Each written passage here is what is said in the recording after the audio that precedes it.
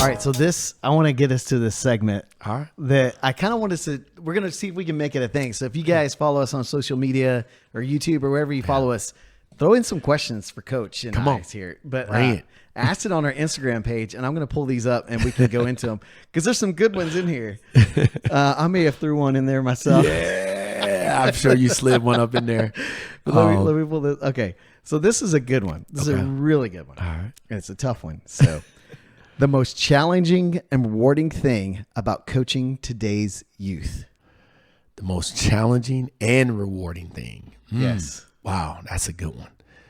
Man, that's For me, I'd say, okay, the thing that's challenging is I want to get on the court and do it with them. Yeah.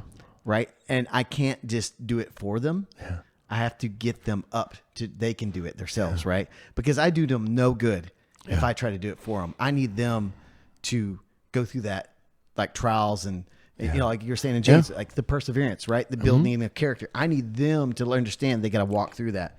But like the thing that gives me the most joy is my desire as a coach and as a father to my son and other kids that, you know, spiritual father for other kids on the court is I want them to be better than I ever was.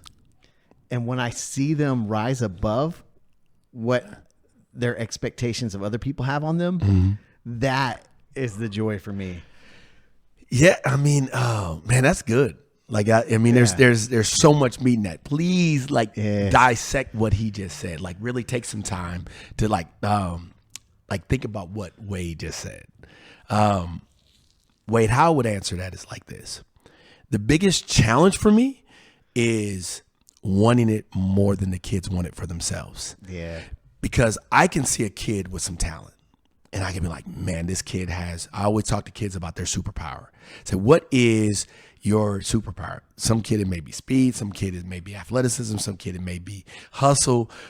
What is your superpower? Yeah. And then when they don't use their superpower in a game, like for me, sometimes that's frustrating. That's a challenge. And sometimes I want to just jump in their body and just show them what it would look like if they did it, but it is hard, right? Yeah. And I sometimes I say this to kids, like I'm not a very good cheerleader. I'm a teacher. Yeah. And what I mean by that is like if every single day or every single practice, every single game, I have to be the one to get you up to play, like that's hard for me because it's hard for me to relate to that because this is a game that we all are supposed to love, right? So if I love something, where is my passion and my drive and my excitement and my joy? Yeah. Right. I should have a joy that leads me to work harder. Right. So I say this thing to kids. I say, you know, first it starts with desire. Desire leads to discipline.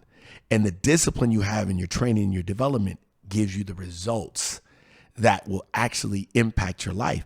And so the most rewarding thing is when I find that kid, whether it's one, whether it's two, whether it's 10, that is so willing to be coached. Yes.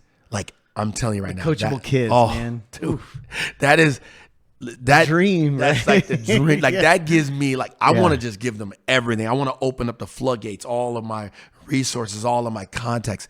I want to just open up to them because they're like, give me more, give me more, give me more. Teach me. They know how to ask the right questions.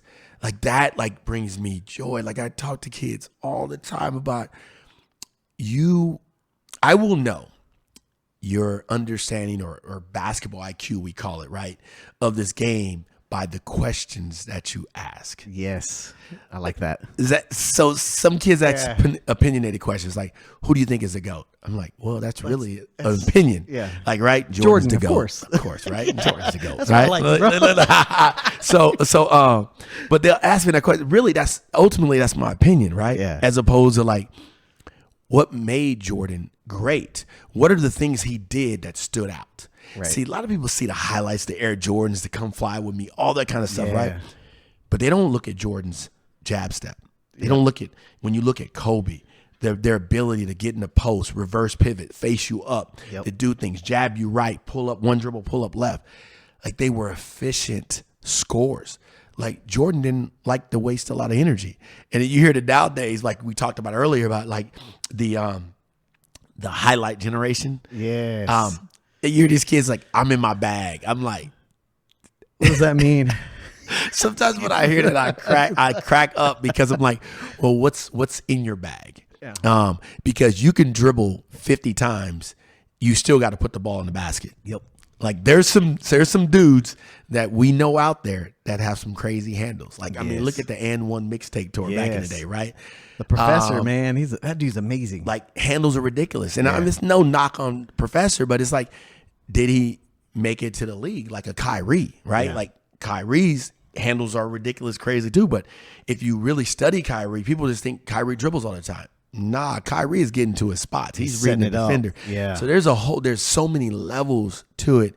And like Keith Jennings, my mentor, when I used to play against him, when I first started working with him, I used to be like, why can't I block this dude's shot? This dude be one dribble pull up quick. And I'm like, man, I'm going to get that one day. And I was like, this dude shoots so fast. And all he would be doing is reading me. Yeah. And then he started teaching me and breaking it down. And I'm like, man, I waste a lot of energy dribbling around for 5, 10 seconds, 30 seconds, dribbling the air out the ball. And I used to crack him when Charles Barkley would say about James Harden, dribble, right? And it used to crack me up because I'm thinking about it. I was like, man, James Harden has been in the league. Don't get me wrong, the dude's done well. Right. But just coming back from an opinion standpoint, do I look at him like a Jordan or a Kobe? Do I look at him that's like, man, I can go get 50 points, but I'm gonna take 20 shots. I'm gonna go get 30 points, and I'm gonna take 15 shots. Like there's a major difference in that. Yeah. So yeah, that's a little bit about, I know we kind of went off that's tangent good. on that, That's but good. That's good.